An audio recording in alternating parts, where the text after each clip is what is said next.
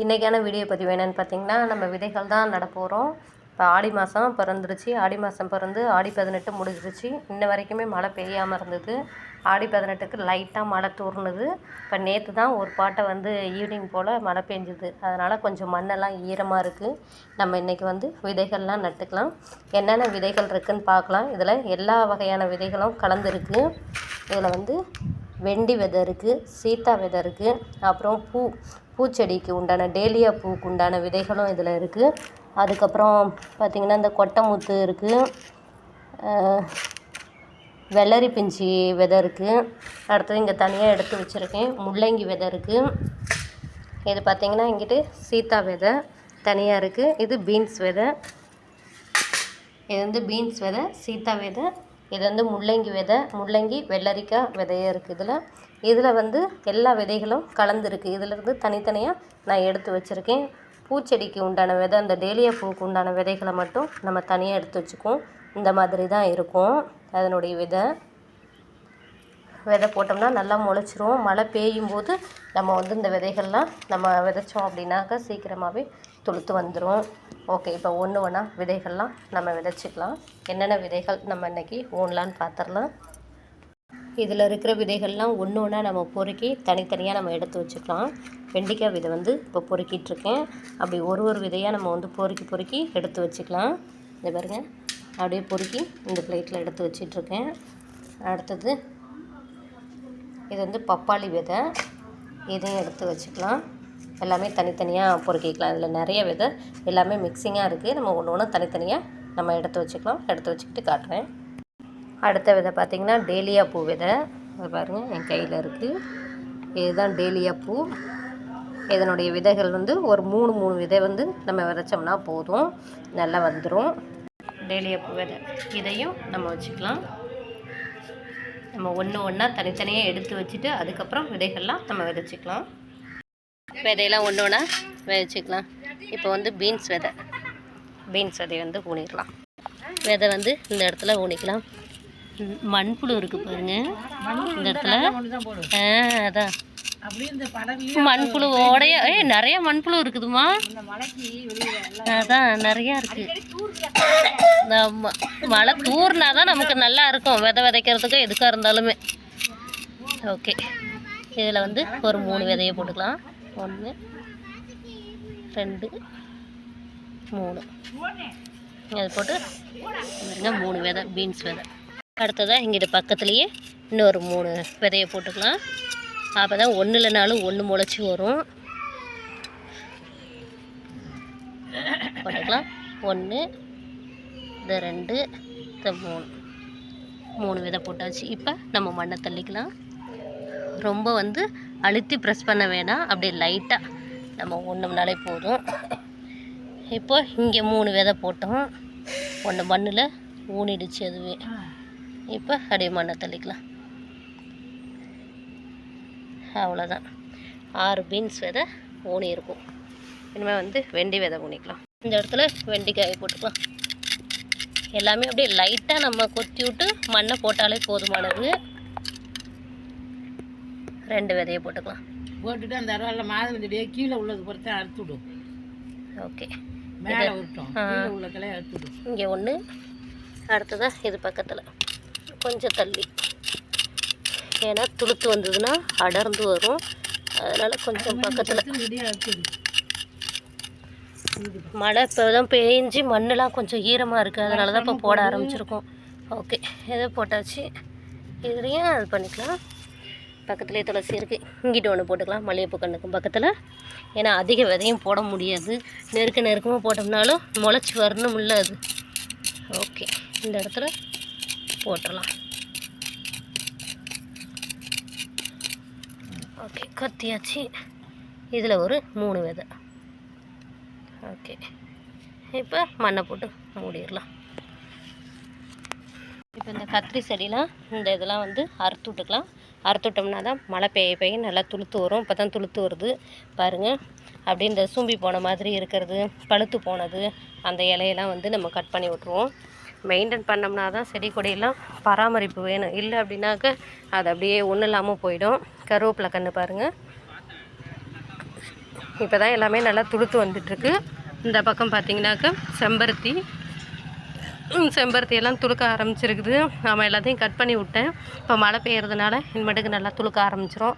பக்கத்துலேயே முல்லைப்பூ கொடி, இங்கிட்டு சீத்தா இருக்குது. ஓகே, இன்றைக்கி விதைகள்லாம் வச்சிடலாம். இந்த மாதுளை வந்து சைடில் வரதெல்லாம் இந்த கிளையெல்லாம் கட் பண்ணி விட்டோம்னா நேராக அப்படியே கொத்தாக போகும். பார்க்கலாம் ஒன்று ஒன்றா. இந்த கத்திரி செடியில் பாருங்கள் பூச்சை. இது வந்து சப்பாத்தி பூச்சின்னு சொல்லுவாங்க. எப்படி வந்திருக்கு வெள்ளை வெள்ளையாக. இது ஒரு இலையில் வர ஆரம்பிச்சிச்சுன்னா இலை மொத்தத்துலேயுமே வர ஆரம்பிச்சிடும். அதனால் நம்ம பார்த்துட்டு எந்தெந்த இலையில் இருக்கோ அந்த இலையெல்லாம் நம்ம கட் பண்ணி தூரம் எரிஞ்சிடணும். எரிஞ்சோம்னா தான் மற்ற செடிங்களுக்கோ இல்லை மற்ற இலைகளுக்கோ ஸ்ப்ரெட் ஆகாமல் இருக்கும். அதனால் எல்லா இலைகளையுமே நான் கட் பண்ணி எடுத்து எரிஞ்சிருவேன். அப்போ தான் வந்து செடியை வந்து நம்ம பாதுகாக்க முடியும். ஏய், எங்கடி போயிட்டு இருந்த வந்துட்டாவாரு? குழந்தை இறந்துருச்சுன்னு நினைக்கிறேன். ஆமாம், 2 நாளாக காணான்னு தேடிக்கிட்டு இருந்தோம். இந்த நாய் குட்டி போட போகுதுன்னு சொல்லிட்டு. நல்லா கொல்னு தான் இருக்குது. அதான் அதான் சரி, இப்போ வீட்டுக்கு வந்து நிற்கின்னு பார்த்தா வீட்டில் நிற்காமல் அங்கிட்டு ஓடுது. சரி பார்ப்போம், எங்கே தான் போயிட்டு வருதுன்னு பார்ப்போம். நம்ம இதெல்லாம் இது பண்ணிவிட்டு பார்ப்போம் எங்கே குட்டி போட்டிருக்குன்னு இன்றைக்கி தெரிஞ்சுக்கலாம். ஓகே, இதை வந்து ஊனி வச்சிடலாம். 2 நாளாக துவைச்சிட்டு இருந்தேன். எங்கே குட்டி போட்டிருக்கோ எப்படி இருக்கோ அப்படின்ட்டு ஓடியாந்துட்டேன். அன்னைக்கு வேற எங்கேயோ போகுது.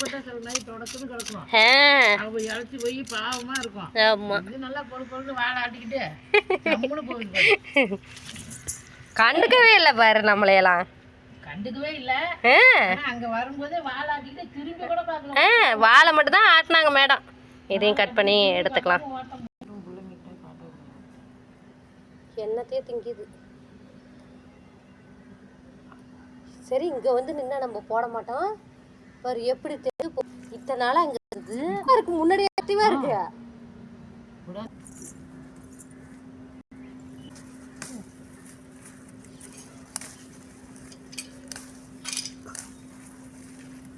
போயிருந்தோம்னால கண்டு இருந்திருக்காது.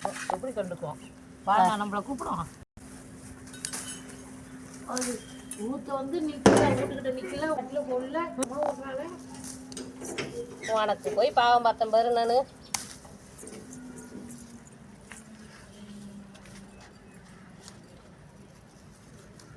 என்ன ஓட்டம் புரிஞ்சுது. பிள்ளைக்கு அப்படி பாதுகாப்புமா?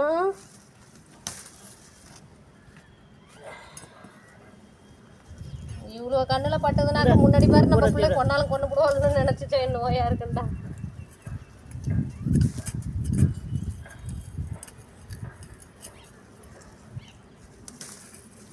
இதெல்லாம் கட் பண்ணுறதுக்குள்ள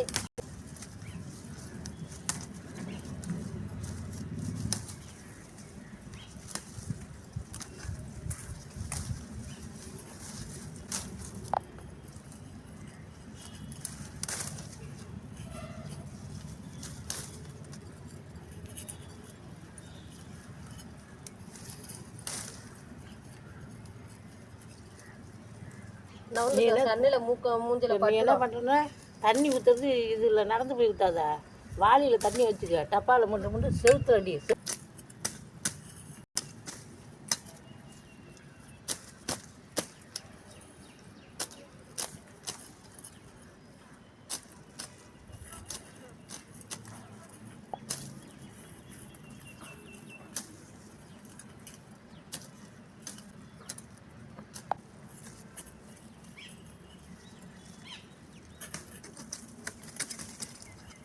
சாப்பாடு போட்டாலும் சரி, அதுவாக தின்னாலும் சரி, நம்மளை டிஸ்டர்ப் பண்ணாமல் போயிட்டா போதும்.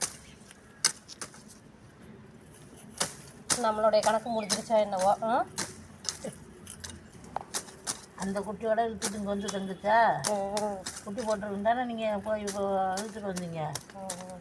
இந்த குட்டியோட ரெண்டடி போட்டோம்னா கல்லு இருந்தால் இடத்த மாற்றி போட்டுக்கலாம்.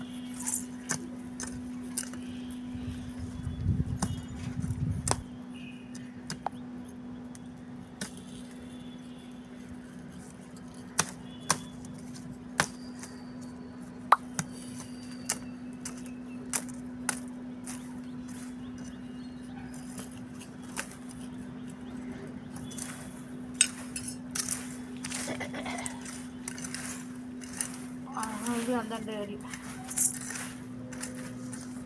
கையால் பொறுத்து கொடு. அது என்ன இரு அப்புறம் பொறுக்காமையே இருப்பாங்க. அங்கே போய் ஒரு விதை வச்சுருக்கேன், நீ தள்ளி விட்டுறேன்.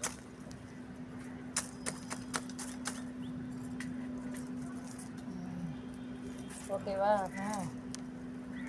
அதெல்லாம் இருக்கட்டும், பட்டோண்ணா மேலே போட்டு கீழே இருக்க தொண்டி எடுத்து விட்டு இதெல்லாம் தண்ணி இவ்வளோ வரமுட்டோம். இதுக்குள்ளே போய் ஊற்றா தான் இங்கே போனாலும் சீலை மாட்டி விடும். வாளியில் தண்ணி ஊற்றி அங்கே வச்சுக்க, டப்பாவில் மட்டும் கொண்டு செவுத்தில் அடிச்சுன்னா தண்ணி பூரா அங்கே ஒடியாரும். நல்லா அருவா சாப்பிட்டு நடு குண்டானில் வச்சு அது கருக்கருவாம்மா, கருக்கு இருக்குது நல்லா நிறையா. நல்லா குத்துன்னு குத்திடுச்சு. முல்லை எவட்டுறா அவ்வளோதான். கீழே இருக்க தலையை பிடிச்சி அங்கிட்டு இருந்து அப்புறம் ஆழமாக இருக்கு. என்ன எவ்வளோ நீ போடு ஆழம்? ஆழம் தான் அருவா மூக்கு பூரா கீழே இறங்கியிருக்கேன். வெண்டியும் அதை போடக்குள்ள குச்சி வச்சுட்டு தான் குச்சி போடுறது, இல்லாட்டி இப்படி அருவா வச்சு தான் குச்சி போடுவாங்க மிளகி போடக்குள்ள. அப்படியே ரெண்டு விதை போடலாம், ஒரு விதையும் போடலாம். ஒரு விதை முளைக்கணும் என்னென்னு பார்த்துக்கிட்டோம். அது கொண்டா எதில் போட்ட மூடி போச்சு. பக்கத்தில் போட்டாக்க அப்புறம் முளைச்சி வரும்போது இலையெல்லாம் டிஸ்டர்ப் ஆகும்ல. அது என்னம்மா பண்ணுது இலை? கிழங்கு உனக்கு அவ்வளோ பெருசு வருதா?